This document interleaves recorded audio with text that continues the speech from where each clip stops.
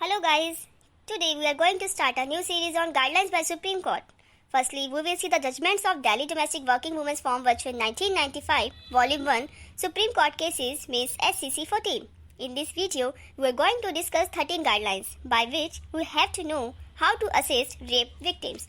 Every judge, every advocate, police, law stakeholders and even every citizen of civic society must know these guidelines.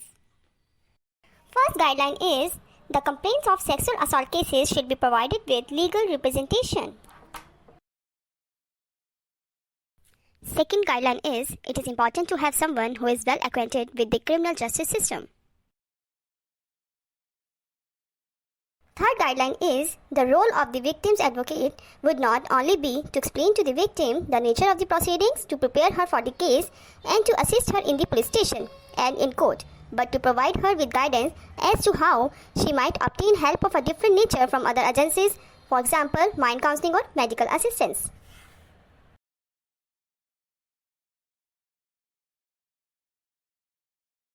Fourth guideline is it is important to secure continuity of assistance by ensuring that the same person who looked after the complaint's interests in the police station represent her till the end of the case.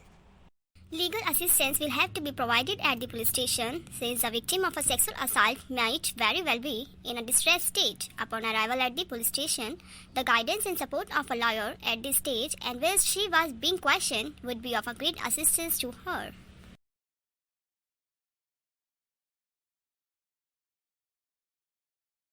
The police should be under a duty to inform the victim of her right to representation before any questions were asked of her, and that the police report should state that the victim was so informed.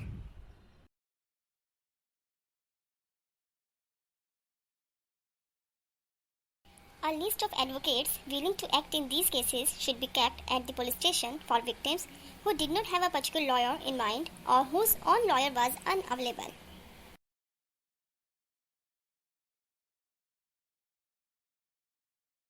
The advocate shall be appointed by the court upon application by the police at the earliest convenient moment, but in order to ensure that the victims were questioned without undue delay, advocates would be authorized to act at the police station before leave of the court was sought or obtained.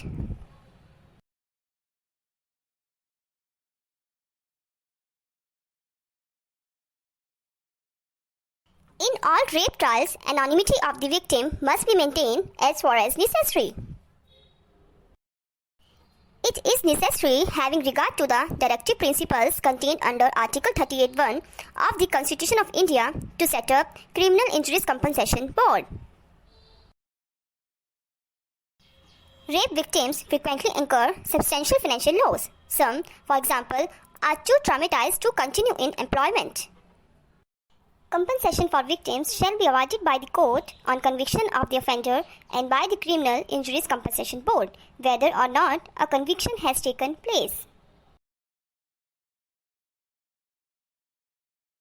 Last and very important guideline is the board will take into account pain, suffering and shock as well as loss of earnings due to pregnancy and the expenses of childbirth if this occurred as a result of the rape.